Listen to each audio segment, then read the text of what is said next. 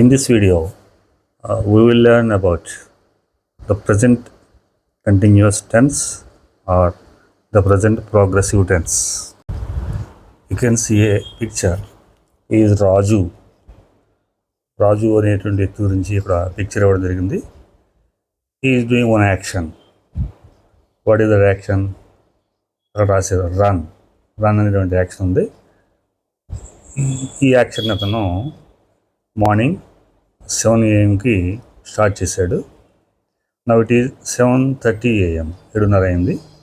ఆ 7:30 అయ్యేటప్పటికి what he is doing అంటే పరిగెడతా ఉన్నాడు. అంటే రన్ అనేటువంటి యాక్షను మన కళ్ళ ముందు జరుగుతూ ఉంది. Ongoing action, the action which is going on at the time of speaking. అది కంటిన్యూస్ టెన్స్లో చెప్పాలి. దీన్ని ఇప్పుడు ప్రజెంట్లో మాట్లాడతాం కనుక present continuous tense or present progressive tense అని చెప్పి చెప్తాం. ఇప్పుడు రాజు గురించి చెప్పాలంటే మనము రాజు ఈజ్ రన్నింగ్ అని చెప్తాం. అంటే ప్రజెంట్ ఈజ్ రన్నింగ్.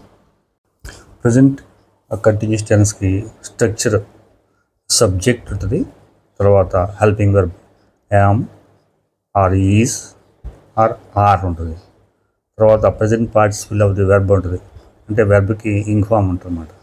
తర్వాత అదర్ డీటెయిల్స్ ఉంటాయి. ఎగ్జాంపుల్ చూడండి, ఐఎమ్ వాచింగ్ ద పిక్చర్ ఉంది.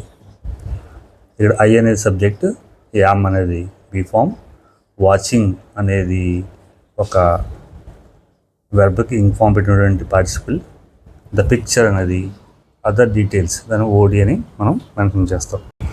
ఈ ప్రజెంట్ కంటిన్యూస్ టెన్స్ అనేది ఏ సందర్భాల్లో ఉపయోగిస్తాము, యూసేజ్ అంటాం దాన్ని. First one, for action going on at the time of speaking. అంటే మనం మాట్లాడే టైంకి ఆ యాక్షన్ జరుగుతూ ఉంటే దాన్ని ప్రజెంట్ కంటిన్యూస్ టెన్స్లో చెప్తాం. She is reading example. Second one is for a temporary action which may not be actually happening at the time of speaking. అంటే ఒక టెంపరీ యాక్షన్ లాంగ్ రన్లో జరుగుతూ ఉంటుంది, మనం మాట్లాడే టైంకి అది జరుగుతూ ఉండకపోవచ్చు. For example, I'm studying 9th class, అంటే నేను 9వ తరగతి చదువుతున్నాను. అంటే at the time of the student may not reading. అట్లాగే ఐఎమ్ రైటింగ్ ఏ నావెల్, నేను ఒక నావెల్ రాస్తున్నాను. These are all actions which are going on in long run అనమాట. తర్వాత the third one is planned futures or arranged futures.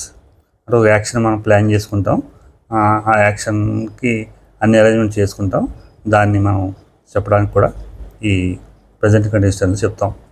Plan future అంటాం దాన్ని. For an action that is planned or arranged to take place అని.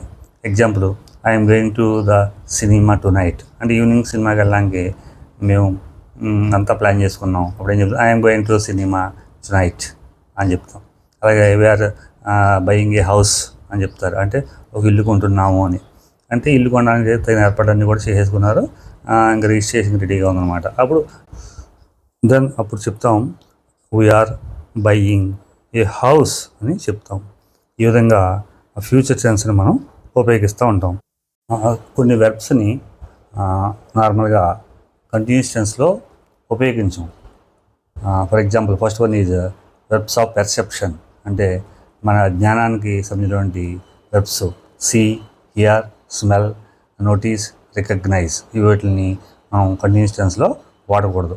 Don't say I'm seeing you, ఎలా చెప్పాలి, I see you అని చెప్పాలి. Second type verbs of appearing, అంటే మన కళ్ళకి కనిపించేటువంటి వెర్బ్స్ అనమాట. Appear, look and scene.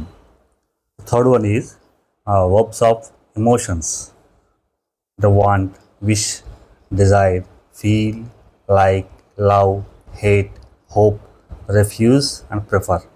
వీటిని మనం కంటిన్యూస్ టెన్స్లో యూజ్ చేయకూడదు, సింపుల్ టెన్స్లో వాడాలి. ఈజ్ లవింగ్ యూ అనేది తప్పు, ఈ లవ్స్ యూ అనేది సరైనటువంటి usage. Fourth one is verbs of thinking, అంటే ఈ వర్బ్స్ ఉంటాయి కదా, think, suppose, believe, agree, consider, trust, remember, forget, know, understand, imagine, mean and mind. వీటిని మనం కంటిన్యూస్ టెన్స్లో యూజ్ చేయకూడదు. ఫిఫ్త్ వన్ ఈజ్ ఇక్కడ హ్యావ్ అనేది పొసెసివ్గా వాడినప్పుడు, అట్లాగే ఓన్ అనేవాడు possess, belong to, consist of, be అంటే పాసివ్ వాయిస్లో వాడచ్చు. వీటిని కంటిన్యూస్ టెన్స్లో మాత్రము ఉపయోగించకూడదు. ఇప్పుడు చెప్పినటువంటి ఈ వెర్బ్స్ అన్నీ కూడా మనం సింపుల్ ప్రెజెంట్ టెన్స్లో చెప్పాలి, అంతేగాని ప్రెజెంట్ కంటిన్యూస్ టెన్స్లో చెప్పకూడదు.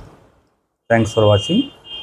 We will meet in the next video. ఇంకో వీడియోలో ఇంకో టెన్స్ గురించి డీటెయిల్గా చెప్పుకుందాం. బాయ్.